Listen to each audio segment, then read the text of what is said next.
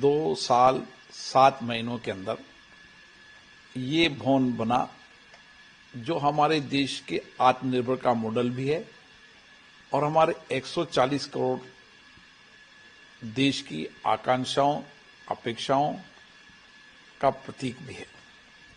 मैं निश्चित रूप से कह सकता हूं प्रधानमंत्री नरेंद्र मोदी जी के विजनरी नेतृत्व के कारण कम समय के अंदर ये भवन बना जो हमारे आत्मनिर्भर भारत की झलक है।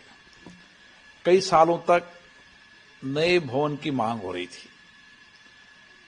लोकसभा राज्यसभा दोनों सदनों ने सरकार से आग्रह किया, सरकार ने हमारे प्रस्ताव को स्वीकार किया और नया संसद भवन बना।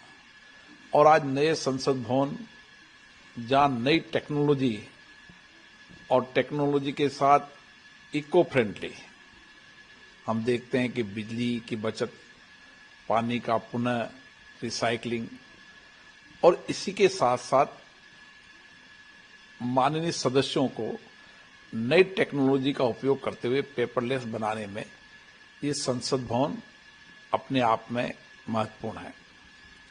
वर्तमान परिप्रेक्ष्य में क्योंकि हमारे नए संसद भवन की आवश्यकताएं थी, पूर्व के कभी माननीय अध्यक्षों ने भी नए संसद भवन के लिए समय समय पर मांग की थी। मैं कह सकता हूं कि ये नए संसद भवन में जहां महत्वपूर्ण विधेयक भी पारित हुए, वहां पर संविधान संशोधन विधेयक पारित हुआ, नारी शक्ति वंदन अधिनियम। इन नारी शक्ति वंदन अधिनियम की वर्षों तक मांग हो रही थी। नए संसद भवन के अंदर ये विधेयक पारित हुआ और इस संविधान संशोधन से हमारे देश की महिलाओं को लोकसभा राज्यसभाओं के अंदर भी 33% के साथ उनको नेतृत्व करने का अवसर मिलेगा, ताकि जनता के अपेक्षा आकांक्षाओं को वो राज्य की विधानसभाओं में, लोकसभा में रख सके। इसी के साथ साथ हम अंग्रेजों के कानून से अभी तक देश चल रहा था। आजादी के बाद इस नए संसद भवन के अंदर हमने हमारे कानून बनाए जिसकी वर्षों तक मांग थी। हम कब तक अंग्रेजों के कानून से चलते हैं और इसीलिए मैं माननीय प्रधानमंत्री जी, गृह मंत्री जी को धन्यवाद देता हूं, जिन्होंने आजादी के बाद अपने देश की संसद के बनाए कानून अब देश की जनता पर लागू हों। और कानून अपराध संहिता नहीं, न्याय संहिता। हम वर्षों से कह रहे थे कि ये कानून होना चाहिए न्याय संहिता के, लोगों को न्याय मिले, लोगों को सम्मान मिले। एविडेंस एक्ट भी पास हुआ ताकि जल्दी से जल्दी न्याय मिले और मुझे आशा है कि नए कानून में जल्दी से जल्दी न्याय मिलेगा। इस संसद भवन के अंदर नए संसद में महत्वपूर्ण विषयों पर चर्चा हुई। भारत की अर्थव्यवस्था पर चर्चा हुई, राम मंदिर जिसकी हम वर्षों से मांग कर रहे थे, राम मंदिर निर्माण के बाद यहाँ संकल्प पारित हुआ राम मंदिर निर्माण पर, और इसी के साथ साथ 2047 में भारत कैसा होगा उसके लिए भी यहाँ चर्चा हुई। और मैं कह सकता हूँ कि नया संसद भवन जहाँ विधेयक पारित करने के लिए भी अपने आप में ऐतिहासिक रहेगा महत्वपूर्ण विधेयकों को, और उसी के साथ साथ नए संसद भवन के अंदर आने वाले समय की आवश्यकताओं को देखते हुए हमने सारी आवश्यकताओं को पूरा किया, टेक्नोलॉजी का भी उपयोग किया।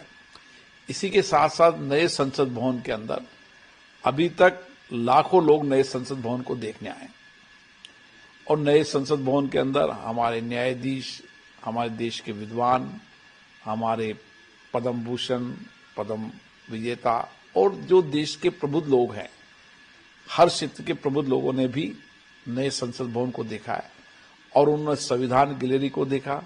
संविधान गैलरी में हमारे भारत की अलग अलग आत्मनिर्भर भारत की झलक देखी, हमारी विरासत, हमारी संस्कृति की झलक नई संसद के अंदर है। जो भी लोग नए संसद भवन में देखने आए, उन्होंने नए संसद भवन की उत्साहपूर्ण तरीके से ये कहा कि ये संसद भवन की आवश्यकताएं थी और उसके लिए खुशी जाहिर की कि आज भारत के अंदर हमारे आत्मनिर्भर भारत का संसद भवन निश्चित रूप से हमारी विरासत की झलक दिखाता है, हमारी आधुनिकता की झलक दिखाता है और वर्तमान की झलक भी दिखाता है। इसलिए सभी लोग जो भी मेंबर ऑफ पार्लियामेंट के लिए और भी आगंतुक लोग आए, उन्होंने संसद भवन की प्रशंसा की और मैं आज कह सकता हूं कि 1 वर्ष इस संसद भवन को बने पूरे हो गए और कम समय में ये संसद भवन बनना, नई टेक्नोलॉजी के साथ बनना और आने वाली भविष्य की चुनौतियों को देखते हुए बनना अपने आप में ऐतिहासिक है। और इस मौके में कहता हूं कि प्रधानमंत्री जी का बड़ा विजनरी नेतृत्व था जिन्होंने संसद भवन में। इसी के साथ संसद भवन के बाद हमने किस तरीके से अलग अलग वनस्पति के पौधे लैंडस्केपिंग के साथ आने वाले समय में जो भी पर्यटक, देशी विदेशी पर्यटक आएंगे और संसद भवन देखने जरूर आएंगे। इसी के साथ P20 के सम्मेलन के समय जो हमारे अलग अलग देशों के स्पीकर्स आए थे, उन्होंने भी संसद भवन का भ्रमण किया, आत्मनिर्भर संसद भवन को देखा, भारत की विरासत को देखा, भारत की संस्कृति को देखा, भारत के आध्यात्मिक ज्ञान को देखा और वह भी इससे बहुत प्रभावित हुए और उन्होंने भी अलग अलग देशों के अंदर हमारे संसद भवन की पूरी प्रशंसा की। मैं उन सभी स्पीकरों को भी इसके लिए मैं बहुत बहुत धन्यवाद देता हूँ। सर, जैसा आपने बताया कि प्रधानमंत्री संसद भवन की नींव पड़ी, उस समय में भी आपसे वो तस्वीरें देखी, मैंने खुद वो कवर किया था जब शिलान्यास हुआ था और जब इनॉग्रेशन हुआ तब भी आप मौजूद थे। आमतौर पर पहले होता था कि शिलान्यास कोई सरकार करती थी और इनॉग्रेशन कोई करता था, लेकिन कोविड काल की चुनौतियों के बावजूद एक रिकॉर्ड समय में इस तरह का भवन तैयार होना, ये कितनी बड़ी बात है। मोदी जी के शासन में शिलान्यास और लोकार्पण भी ये सरकार करती है और इसलिए हर प्रोजेक्ट में, चाहे संसद भवन हो, चाहे आपका अन्य इंफ्रास्ट्रक्चर के काम हो, आपने देखा होगा कि सभी को कम समय में पूरा करना, निश्चित समय में पूरा करना, ये सरकार की विशेषता प्रमाणिकता रही। और इसी के साथ साथ भारतीय आध्यात्मिक संस्कृति की झलक, भारत के अंदर सेंगोल जो हमारी पवित्रता का, न्याय का प्रतीक है, उस न्याय के प्रतीक की सेंगोल की स्थापना भी हुई ताकि हमेशा संसद न्यायपूर्ण तरीके से काम करे। ये भी हमें समय समय पर हमें इस सेंगोल के माध्यम से मार्गदर्शन मिलता है और सभी माननीय जनप्रतिनिधियों को मार्गदर्शन मिलता है कि सेंगोल में न्यायपूर्ण हो, आध्यात्मिक हो, धर्म हो और निष्पक्ष रूप से संसद की कार्रवाई चले। ये भी सेंगोल हमें निश्चित रूप से प्रेरणा देता है। सर, आपने तकनीक की और अपनी पुरानी संसद से भी तुलना करते हैं, तो हम अगर संसद भवन के मुख्य द्वार से ही जब एंट्री करते हैं तो तकनीक में क्या बदलाव हुए हैं इसमें? हमने टेक्नोलॉजी का उपयोग पूर्ण रूप से कहा है, सुरक्षा की दृष्टि से भी और सुरक्षा की दृष्टि के साथ साथ माननीय संसद सदस्यों को नई टेक्नोलॉजी से उनको सारी जानकारी मिले ताकि वो संसद में चर्चा, डिबेट करते समय उनको पुराने विधेयकों की, पूरी डिबेटों की और जो पुरानी डिबेट चर्चा हुई उनका संदर्भ भी उनके पास उपलब्ध रहता है।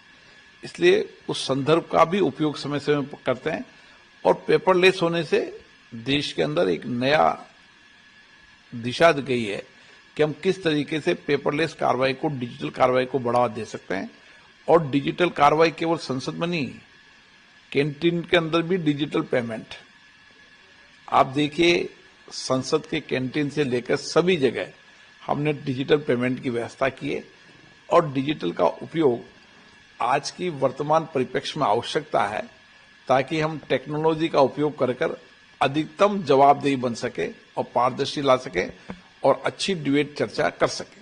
सर, एक क्यूरियोसिटी लोगों में अभी भी है कि संसद भवन को देख करके आपने बताया कि लाखों लोगों ने विजिट किया 1 साल में, कुछ अगर महत्वपूर्ण नाम मैं आपसे जानना चाहूँ कि उन महत्वपूर्ण नामों में हमारे कई देश के मुख्य राज्यों के मुख्य न्यायाधीश, देश के सुप्रीम कोर्ट के न्यायाधीश, हमारे साहित्य जगत के लोग, हमारे फिल्म जगत के लोग, हमारे अलग अलग क्षेत्र के लोगों ने जो टेक्नोलॉजी को समझते हैं वो लोग, विश्व बैंक के अध्यक्ष, ऐसे बहुत सारे देशी विदेशी लोगों ने संसद भवन को देखा है।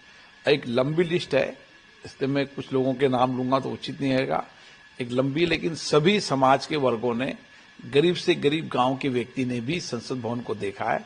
समाज के अंतिम छोर पर बैठा व्यक्ति ने भी, चाहे किसान हो, मजदूर हो, उसने देखा है। और संसद भवन में सबसे ज्यादा अगर योगदान रहा तो मजदूर का, इसलिए माननीय प्रधानमंत्री जी ने श्रमजीवियों का सम्मान सबसे पहले किया कि ये उन श्रमजीवियों का योगदान है जिन्होंने कोविड समय के अंदर भी अपनी कड़ी मेहनत से इस संसद भवन में योगदान दिया। सर, एक सभी संसद सदस्यों का सहयोग रहे।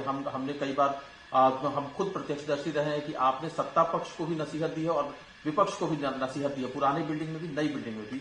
एक अध्यक्ष के तौर पर आपने उपलब्धियां गिनवाई हैं, एक अध्यक्ष के तौर पर आपको लगता है कि नए संसद भवन में कुछ ऐसा नहीं होना चाहिए था जो कि हुआ? निश्चित रूप से नए संसद भवन में हमने अच्छी श्रेष्ठ परंपराएं, अच्छी परिपाटियां जो हमारे लोकतंत्र को नई दिशा दे सके, जो हमारे लोकतंत्र की प्रतिष्ठा को बढ़ा सके, लोकतंत्र के प्रति लोगों का सम्मान, विश्वास बढ़ है, इसके लिए हमने प्रयास किया है।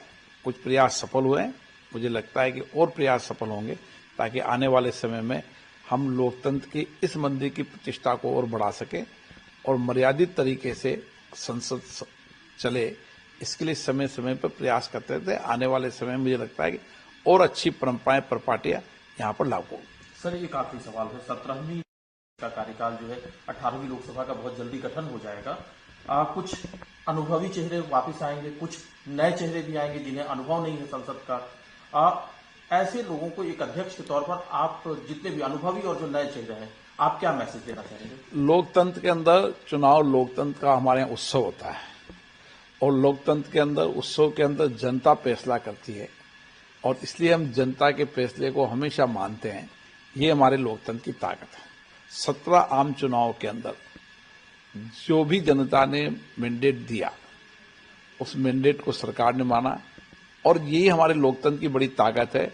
सहज रूप से सत्ताओं का हस्तांतरण, आपने देखा होगा कि सत्ता लोकसभा और विधानसभाओं के चुनाव में जिस तरीके से जनता जो जनमत देती है वो सरकार अपनी नीति, नियम, कानून बनाने का काम करती है। और मुझे लगता है पिछले 10 साल के अंदर मोदी जी ने देश के लिए एक बेहतर नीतियां बनाने का काम किया है और संसद भवन बनाने के निर्माण में के साथ साथ उन्होंने देश के अंदर इंफ्रास्ट्रक्चर के विकास में उनका बहुत बड़ा कंट्रीब्यूशन रहा है।